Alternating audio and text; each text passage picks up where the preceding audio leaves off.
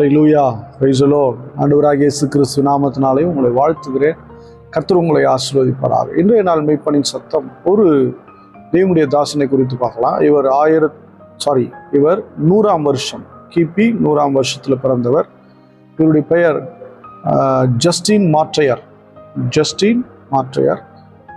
இவர் செசரியா பட்டணத்தை சார்ந்தவர், ரோம பகுதிக்குட்பட்டவர். இவர் பார்த்தீங்கன்னா ஒரு நாள் கடற்கரை ஓரத்தில் ரொம்ப வேதனை நிறைந்தவரா, சமாதானம் இல்லாமல் துக்கத்தோடு இருந்தார். உலக கவலை நிறைய இருந்துச்சு. இப்படி இருக்கணும் அப்படி இருக்கணும் அப்படிங்கிற அப்படிப்பட்ட ஒரு சூழ்நிலையோடு கூட கடற்கரை ஓரமாக அப்படி உலாவிக்கிட்டு இருக்கிறார். இப்படி இருக்கும்போது ஒரு பெரியவர் அந்த பீச் ஓரத்தில், அந்த கடற்கரை ஓரத்தில் இவரை பார்த்துக்கிட்டே இருக்காரு. இவரை பார்த்து கிட்ட போய் பேசுகிறாரு. போயிட்டு கொஞ்ச நேரம் சுவிசேஷத்தை சொல்கிறாரு, ரட்சிப்பை சொல்லுகிறார், தேவ அன்பை சொல்லுகிறார், வேத வசனத்துடைய காரியங்களை விளக்கி காண்பித்தவர்னா அது ரொம்ப வாஞ்சையோடு கூட இவர் அதை பருக ஆரம்பித்தார். எப்படி தண்ணி தேனை போல ஒரு ஆசையோடு கூட அதை என்ன பண்ணார், கேட்க ஆரம்பித்தார். கேட்டு அவருடைய புத்தி தெளிந்தது. அப்புறம் நாளுக்கு நாள் வளர ஆரம்பித்தார். அப்படியே வளர்ந்து வளர்ந்து வளர்ந்து வளர்ந்து 130 அந்த டைமில்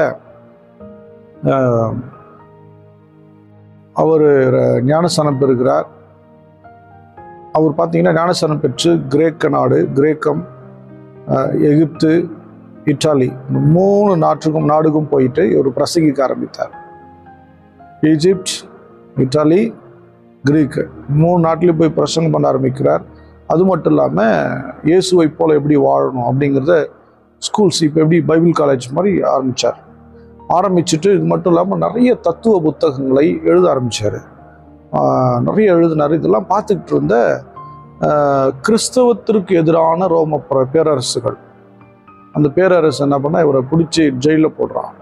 ஜெயிலில் போட்ட கொஞ்ச நாள் கழித்து அவன் கேட்குறான், நீ இயேசு கிறிஸ்து உனக்கு மோட்சத்தை கொடுப்பாருன்னு நீ நினைக்கிறியா, உனக்கு பலன் கொடுப்பாருன்னு நினைக்கிறியா அப்படின்னு கேட்ட உடனே இந்த ஜஸ்டின் மாற்றையர் சொல்கிறாரு, நான் நினைக்கல, நிச்சயமாக கொடுப்பாருன்னு சொல்லி நம்புகிறேன் அப்படின்னு சொன்ன உடனே அந்த ரோம அதிகாரி பயங்கர கோபமாயிட்டு அவனை கொன்று போட்டு விட்டான். யாரை கொன்று போட்டார்னா ஜஸ்டின் மாற்றையரை கொன்று போட்டு விட்டார். என் அன்பு தேவனுடைய பிள்ளையே, மரணம் வறுமையானாலும் தேவனை மறுதலிக்காமல் கர்த்தருக்காய் நின்ற தேவனுடைய தாசன் ஜஸ்டின் மாற்றையர். ஸ்தோத்திரம் பண்ணுவோமா? ஸ்தோத்திர ஆண்டவரே, ஸ்தோத்திரம் ஸ்தோத்திரம் ஸ்தோத்திர ஆண்டவரே. ஜஸ்டின் மாற்றையர் எத்தனை பக்தி வைராக்கியம். இவரை போல தேவனுடைய தாசர்கள் இன்னைக்கும் எழும்பிக் கொண்டே இருக்கும். உலகத்தை நாடி ஓடாம இப்படிப்பட்ட தேவனுடைய தாசர்கள் எழும்புனாப்பா. ஸ்தோத்திரம் ஸ்தோத்திரம் ஸ்தோத்திரம். பரிசுத்த பிதாவையும் ஸ்தோத்திரிக்கிற ஆண்டவரே, இங்கே கிரிய செய்யுங்கப்பா.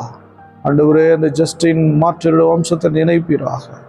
கேட்கிற பிள்ளைகள் உம்மண்டை நேராய் திரும்புவார்களாக, உமக்கென்று பலன் கொடுப்பார்களாக, கர்த்தாவே உமக்கென்று வல்லமையாய் செயல்படுவார்களாக, சாட்சியாய் இருப்பார்களாக. உங்களுடைய கரத்தில் ஒப்புக் கொடுக்கிறேன். இயேசு கிறிஸ்துவின் நாமத்தினால் ஜெபிக்கிறேன், ஜீவனுள்ள நல்ல பிதாவே. ஆமென். God bless you. Bye bye.